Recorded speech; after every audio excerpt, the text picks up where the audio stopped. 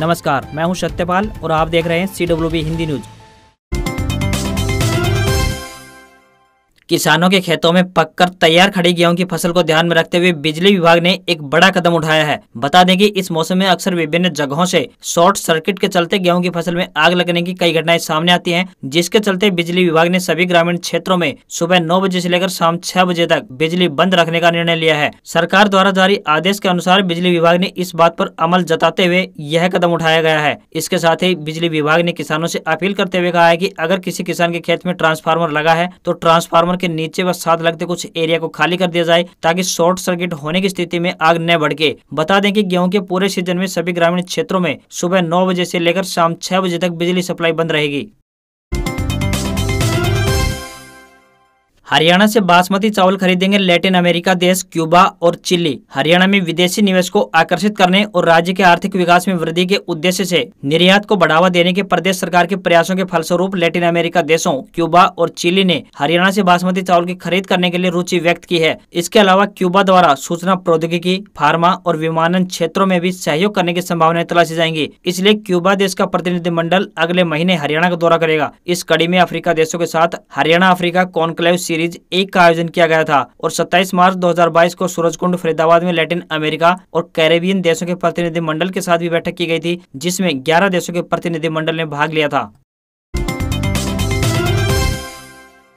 CM Khattar बोले, चंडीगढ़ मामले पर हरियाणा से माफी मांगे भगवंत मान और केजरीवाल। पंजाब विधानसभा में चंडीगढ़ स्थानांतरित करने के बाद से सियासी गलियारों में लगातार माहौल गर्मा गया है। हरियाणा के सीएम मनोहर लाल और भाजपा प्रदेशाध्यक्ष ओम प्रकाश धनखड़ ने बिना शर्त पंजाब के सीएम भगवंत मान को माफी मांगने को कहा है। इतना ही नहीं, भाजपा इस तरह के प्रस्ताव के विरुद्ध विरोध प्रदर्शन करने की तैयारी में है। मुख्यमंत्री मनोहर लाल और प्रदेश अध्यक्ष ओम प्रकाश धनखड़ ने तलकसौर में आम आदमी पार्टी सरकार द्वारा विशेष सत्र बुलाकर पास किए गए प्रस्ताव को संघीय ढांचे पर प्रहार बताया है। भाजपा प्रदेश अध्यक्ष ओम प्रकाश धनखड़ ने कहा कि चंडीगढ़ एक केंद्र शासित प्रदेश है, हरियाणा और पंजाब दोनों की राजधानी है। उपरोक्त प्रस्ताव के बहाने से चंडीगढ़ पर अकेले पंजाब का हक जताने का निंदनीय प्रस्ताव पारित करना गैर वैधानिक है। चंडीगढ़ पर हरियाणा का भी हक है और सदैव रहेगा। धनखड़ ने कहा है कि हरियाणा भारतीय जनता पार्टी पंजाब के हक मारने के प्रस्ताव की घोर निंदा करती है तथा सभी हरियाणा वासियों को अपने हक के लिए डटकर खड़ा होने का आह्वान करती है।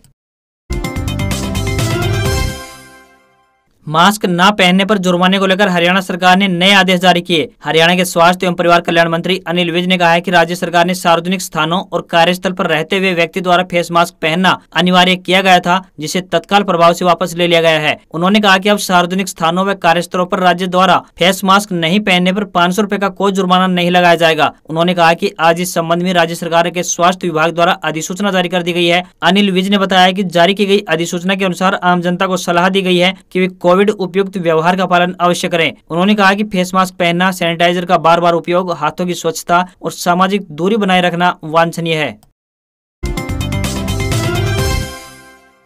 हरियाणा के हिसार जिले की आइकॉनिक साइट राखीगढ़ी के टीले नंबर 1 पर खुदाई के दौरान काफी मनके मिले हैं और इन्हीं मनकों को व्यापार के लिए विदेशों में भेजा जाता था। सबसे पहले विदेशों में व्यापार इन्हीं लोगों ने शुरू किया था। महिलाएं तथा पुरुष भी सजने संवरने के लिए इन मनकों का प्रयोग करते थे। भारतीय पुरातत्व सर्वेक्षण दिल्ली की तरफ से राखीगढ़ी के टीलों पर खुदाई की जा रही है। टीले नंबर 1 पर खुदाई के दौरान अलग अलग तरह के अनेक मनके मिले हैं। अब यह जानकारी और भी पुख्ता हो गई है कि हड़प्पा काल के लोग सबसे पहले विदेश में भ्रमण के लिए गए थे और उसके बाद में उन्होंने यहाँ आकर व्यापार शुरू कर दिया था। जो मनके यहाँ पर मिल रहे हैं उनका उपयोग आज भी ईरान में होता है। साल 2015 में खुदाई के दौरान यहाँ काफी मोहरें मिली थी, जिन पर शेर के निशान अंकित थे। ये मोहरें व्यापार करने के लिए प्रयोग में लाई जाती थी। खुदाई के दौरान मिट्टी के बर्तनों के टुकड़े भी मिले हैं, जिन पर अच्छी चित्रकारी की गई है। ऐसे बर्तनों का प्रयोग भी व्यापार के लिए करते थे।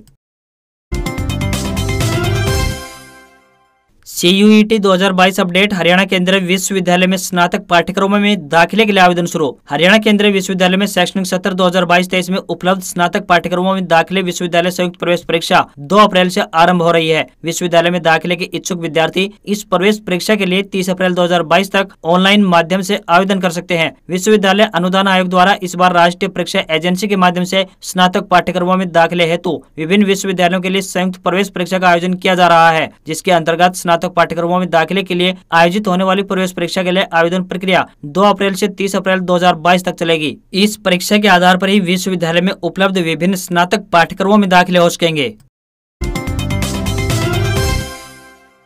मंत्री देवेंद्र बबली का सुपर स्पीड एक्शन, शिकायत के 4 घंटे बाद जेई और ग्राम सचिव सस्पेंड, ठेकेदार भी ब्लैक लिस्टेड। ग्रामीण विकास व पंचायत मंत्री देवेंद्र बबली पूरे एक्शन मोड में आ गए हैं और उन्होंने भ्रष्टाचार व ड्यूटी में लापरवाही बरतने वाले अधिकारियों व कर्मचारियों के खिलाफ सख्त कार्रवाई शुरू कर दी है। देवेंद्र बबली ने पंचायती राज विभाग के एक जेई और ग्राम सचिव को शिकायत मिलने के 4 घंटे के अंदर सस्पेंड कर दिया। बता दें कि रेवाड़ी जिले के बाउल ब्लॉक के गाँव आसरा का माजरा निवासी राजेंद्र सिंह ने शुक्रवार को चंडीगढ़ में पंचायती राज मंत्री देवेंद्र बबली को शिकायत देते हुए बताया था कि उनके घर के सामने की गली को बनवाने के लिए पंचायती राज विभाग ने जुलाई 2021 को 8,54,000 रुपए की राशि जारी कर दी थी, लेकिन 8 महीने बाद भी जेई और ग्राम सचिव ने ठेकेदार के साथ मिलीभगत करके गली को नहीं बनने दिया। बार बार गुहार लगाने के बावजूद जेई और ग्राम सचिव टालमटोल करते रहे। इसके अलावा गली का निर्माण बीच में छोड़ने वाले ठेकेदार को 5 साल के लिए भी ब्लैक लिस्टेड कर दिया। देवेंद्र बबली का इस तरह से तुरंत एक्शन लेना उनके इस ऐलान को पक्का कर गया है, जिसमें उन्होंने कहा था कि भ्रष्टाचार करने वालों और ड्यूटी में लापरवाही बरतने वाले पंचायती राज विभाग के किसी भी अधिकारी और कर्मचारी को नहीं बख्शा जाएगा।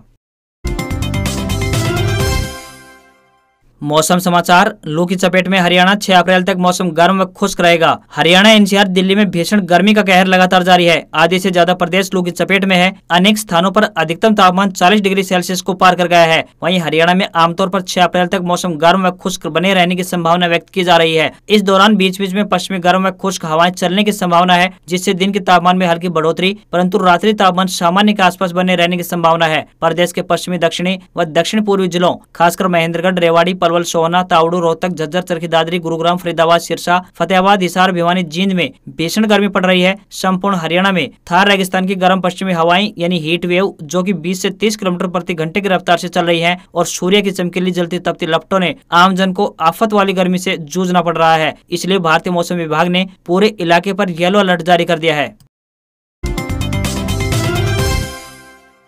महंगाई की मार, पेट्रोल और डीजल के बाद सीएनजी के बड़े दाम। चंडीगढ़ में 9 रुपए 60 पैसे प्रति किलो का इजाफा हुआ। लोगों पर महंगाई की चौतरफा मार पड़ रही है। शहर में पेट्रोल और डीजल के दाम के बढ़ने के बाद अब सीएनजी के दाम भी बढ़ गए हैं। शनिवार को चंडीगढ़ में सीएनजी के दाम में 9 रुपए 60 पैसे प्रति किलो का इजाफा हुआ है। इससे सीएनजी की कीमत शहर में 80 रुपए प्रति किलो पहुँच गई है। अभी तक सीएनजी प्रति किलो 71 रुपए 40 पैसे मिल रही थी। शहर में हजारों की संख्या में सीएनजी ऑटो चल रहे हैं। ऐसे में सीएनजी के दाम बढ़ने से जहाँ एक और ऑटो चालकों की जेबें ढीली होंगी, वहीं सवारियों पर भी इसका असर साफ दिखाई पड़ता नजर आ रहा है। सीएनजी का दाम पेट्रोल और डीजल के मुकाबले काफी कम थे, लेकिन अब इन दामों में ज्यादा फर्क नहीं रह पाया है। वहीं अब चंडीगढ़ में पेट्रोल का दाम 101 रुपए 97 पैसे प्रति लीटर पहुंच गया है, तो वहीं डीजल की बात करें तो 88 रुपए 21 पैसे प्रति लीटर पहुंच चुका है।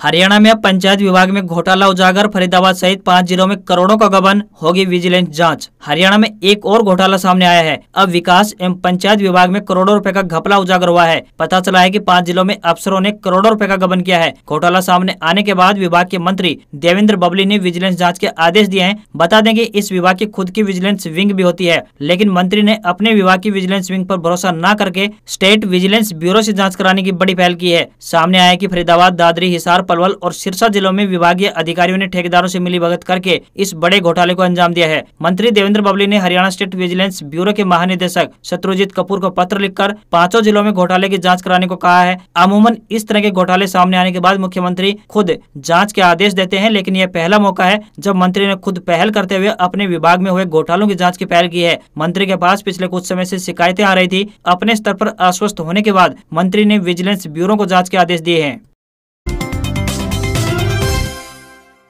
गर्मी ने 121 साल का रिकॉर्ड तोड़ा। 1901 के बाद पहली बार मार्च महीने में पारा 40 के पार पहुंचा। 9 राज्यों में लू चलने की चेतावनी जारी। आईएमडी यानी मौसम विभाग ने अलर्ट जारी करते हुए कहा है कि अगले कुछ दिनों में मध्य प्रदेश, राजस्थान, पूर्वी यूपी, छत्तीसगढ़, हरियाणा, दिल्ली, गुजरात, झारखंड और विदर्भ क्षेत्र में लू की लहर चल सकती है। विभाग ने इस दौरान लोगों से सतर्कता बरतने की अपील की है। राष्ट्रीय राजधानी दिल्ली में 4 से लेकर 8 अप्रैल तक तापमान 40 से लेकर 41 डिग्री सेल्सियस तक पहुँचने की संभावना व्यक्त की है। देश में अप्रैल की शुरुआत में ही चिलचिलाती गर्मी ने लोगों का जीना मुश्किल कर दिया है। इस साल गर्मी ने मार्च में ही तीखे तेवर दिखाने शुरू कर दिए थे। मौसम विभाग के मुताबिक इस साल मार्च महीने में तापमान ने 121 साल का रिकॉर्ड तोड़ दिया है। 1901 के बाद पहली बार मार्च में देश के कई शहरों में तापमान 40 डिग्री के पार पहुंच गया था। तापमान में बढ़ोतरी की वजह से बद्रीनाथ और केदारनाथ बर्फ विहीन हो चुके हैं। पिछले वर्षों तक यहाँ इस समय तक 4 फीट बर्फ रहती थी। चारों धाम में यह हाल तब है जब गंगोत्री व यमुनोत्री धाम में पिछले वर्ष की अपेक्षा अधिक बर्फबारी भी हुई थी। पाकिस्तान में कयामत की रात, विपक्षी नेताओं के खिलाफ मुल्क से गद्दारी का केस दर्ज करने की तैयारी, किसी भी वक्त हो सकती है गिरफ्तारी। रविवार को अविश्वास प्रस्ताव से पहले पाकिस्तान की सियासत में कुछ बहुत बड़ा और खतरनाक होने के आसार नजर आ रहे हैं। प्रधानमंत्री इमरान खान ने शुक्रवार को साफ कर दिया था कि वो संडे सरप्राइज देने जा रहे हैं। उनके इस कथित सरप्राइज की कुछ जानकारियां छन छन कर बाहर आ रही हैं। मीडिया रिपोर्ट्स की माने तो शनिवार देर रात अपोजिशन के तमाम लीडर्स को गिरफ्तार किया जा सकता है। इसके ठीक पहले उनके खिलाफ देशद्रोह के केस दर्ज करने की तैयारी चल रही है। वैसे तयशुदा कार्यक्रम के मुताबिक रविवार को 3 बड़ी बातें हो सकती है। नंबर 1 की बात करें तो अविश्वास प्रस्ताव पर चर्चा हो सकती है। वहीं दूसरी बात की बात करें तो स्पीकर ने चाहा तो वोटिंग भी हो सकती है। और वहीं तीसरे नंबर की बात करें तो इस्लामाबाद में इमरान की रैली हो सकती है। आपको बता दें कि फौज और इमरान खान दोनों के ही बेहद करीबी माने जाने वाले पाकिस्तान के सीनियर जर्नलिस्ट अंसार अब्बासी के मुताबिक इमरान खान सरकार किसी भी वक्त अपोजिशन के तमाम नेताओं को गिरफ्तार कर सकती है। गिरफ्तारी से ठीक पहले इन सभी के खिलाफ मुल्क से गद्दारी यानी देशद्रोह का केस दर्ज किया जाएगा। इसके लिए सीक्रेट मीटिंग्स की जा चुकी है। इन नेताओं पर एक धारा मुल्क के खिलाफ दूसरी विदेशी साजिश में शामिल होने की लगाई जाएगी। इसका अधिकार सरकार के पास है। अब विपक्षी नेताओं की गिरफ्तारी और उन पर देशद्रोह का केस दर्ज करने के मामले में फौज क्या तय करेगी, फिलहाल यह अभी तक साफ नहीं हो पाया है। माना जा रहा है कि अगर मुल्क के सियासी हालात यही रहे और टकराव जारी रहा तो फिर फौज एक्टिव होगी और इमरजेंसी लगना तय हो जाएगा और यह सब चीजें रविवार शाम तक खुलकर सामने आ जाएंगी। वहीं दूसरी तरफ एक और बात की ओर इशारा हो रहा है कि खून खराबे का भी खतरा बढ़ सकता है। इमरान खान रविवार को ही इस्लामाबाद में रैली करने वाले हैं। फौज और ISI के उसके खिलाफ है। जानकार मान रहे हैं कि अगर इमरान वोटिंग में हार गए तो इस्लामाबाद में मौजूद उनके समर्थक हिंसा कर सकते हैं और वहीं सड़कों पर खून खराबा होने की आशंका जताई जा रही है। इधर एक और खबर अपने पड़ोसी मुल्क श्रीलंका के बारे में। श्रीलंका में इमरजेंसी घोषित हो चुकी है। भारत ने कहा है कि श्रीलंका में अपनी सेना भेजने की खबरें बकवास हैं, मीडिया अफवाहों से बचें। श्रीलंका में भारत के हाई कमिश्नर गोपाल बागले ने उन मीडिया रिपोर्ट्स पर सख्त नाराजगी जाहिर की है। हाई कमिश्नर ने कहा है कि हम उन रिपोर्ट्स का पूरी तरह से खंडन करते हैं जिनमें कहा गया था कि भारत अपने सैनिक श्रीलंका भेज रहा है। हम इस तरह की गैर जिम्मेदाराना रिपोर्टिंग की निंदा करते हैं और उम्मीद करते हैं कि अफवाहें नहीं फैलाई जाएंगी। आपको यहाँ बताते चले कि श्रीलंका में गहराती आर्थिक समस्या के बीच राष्ट्रपति गोतबाया राजपक्षे ने शुक्रवार को आपातकाल का ऐलान कर दिया। आज इसमें कहा गया है कि देश की सुरक्षा और आवश्यक सेवाओं की आपूर्ति के रखरखाव के लिए फैसला लिया गया है। इसके बाद पूरे देश में सुरक्षा बढ़ा दी गई है। शनिवार को राजधानी कोलंबो में सेना की तैनाती के बीच दुकानें खोली गई ताकि लोग जरूरी सामान खरीद सकें। इधर फ्यूल क्राइसिस से जूझते श्रीलंका की मदद के लिए भारत ने जो ऑयल टैंकर भेजा था वह शनिवार को श्रीलंका पहुंच गया है। शाम तक इसमें फ्यूल डिस्ट्रीब्यूशन शुरू कर दिया जाएगा। इसके बाद फ्यूल क्राइसिस से जूझते लोगों को राहत मिलने की उम्मीद है। दरअसल भारत ने श्रीलंका को $1 बिलियन की क्रेडिट लाइन दी है। इसी के तहत 40,000 टन डीजल ले जाने वाला एक जहाज श्रीलंका पहुंचा है। आपको यहाँ यह बताना भी जरूरी हो जाता है कि इमरजेंसी के दौरान क्या होता है। इमरजेंसी के ऐलान के बाद सेना संदिग्ध लोगों को बिना किसी मुकदमे के गिरफ्तार कर सकती है और लंबे समय तक उन्हें हिरासत में रख सकती है। वहीं देश में फ्यूल और गैस की कमी हो गई है। हालात पेट्रोल डीजल के लिए लोगों को कई घंटों तक लाइन में लगना पड़ रहा है। एजुकेशनल बोर्ड के पास कागज और स्याही खत्म हो गई है, जिसके बाद परीक्षा अनिश्चित काल के लिए टाल दी गई है। श्रीलंका में गुरुवार की शाम डीजल नहीं था, जिससे ट्रांसपोर्ट सिस्टम ठप हो गया। आलम यह है कि यहाँ लोगों के लिए दूध सोने से भी ज्यादा महंगा हो गया है। Gold silver weekly update. सोने में मामूली गिरावट, लेकिन चांदी 893 रुपए फिसली। आने वाले दिनों में और गिर सकती है कीमत। इस हफ्ते सोने की कीमत में मामूली गिरावट देखने को मिली है। हालांकि चांदी में इस हफ्ते भी बड़ी गिरावट रही। सराफा बाजार की बात करें तो इस हफ्ते सोना 15 रुपए टूटकर यानी शनिवार को 51,638 रुपए प्रति 10 ग्राम पर आ गया। वहीं इस हफ्ते चांदी में 800 रुपए से ज्यादा की गिरावट देखने को मिली है। इस हफ्ते की शुरुआत की बात करें तो ये 67,782 रुपए पर थी, जो शनिवार को 66,889 रुपए प्रति किलोग्राम पर पहुंच गई। यानी इस हफ्ते इसकी कीमत 893 रुपए कम हुई है। आपके काम की बात। अब 30 जून तक करा सकेंगे डीमेट अकाउंट की KYC। पहले 31 मार्च थी आखिरी तारीख, यानी अब आप डीमेट और ट्रेडिंग अकाउंट की KYC 30 जून तक करा सकेंगे। पहले ये समय सीमा 31 मार्च 2022 तक थी। अब 28 नहीं 30 दिन की वैलिडिटी होगी। जियो के बाद एयरटेल ने लॉन्च किए 30 दिन वैलिडिटी वाले 2 नए प्लान। एयरटेल ने 296 रुपए और 319 रुपए के 2 नए रिचार्ज प्लान पेश किए हैं। वहीं दूसरी तरफ रीट 2022 का सिलेबस 2.5 घंटे का कर दिया है। 150 सवालों का जवाब देना होगा। राजस्थान में टीचर्स के 46,500 पदों के लिए 23 और 24 जुलाई को रीट परीक्षा कराई जाएगी। इसमें लेवल 1 की 15,000 जबकि लेवल 2 के लिए 31,500 पदों के लिए परीक्षा आयोजित करवाई जाएगी। दोनों लेवल की परीक्षा 300 नंबर की होगी। इसके लिए उम्मीदवार को 2 घंटे 30 मिनट का वक्त दिया जाएगा। इस दौरान हर पेपर में कुल 150 सवाल होंगे। इसमें हर सही सवाल पर उम्मीदवार को 2 नंबर मिलेंगे। गलत जवाब देने पर 1/3 यानी 0.33 नंबर काटा जाएगा। आज खबरों में बस इतना ही। देखते रहिए CWB हिंदी न्यूज। नमस्कार।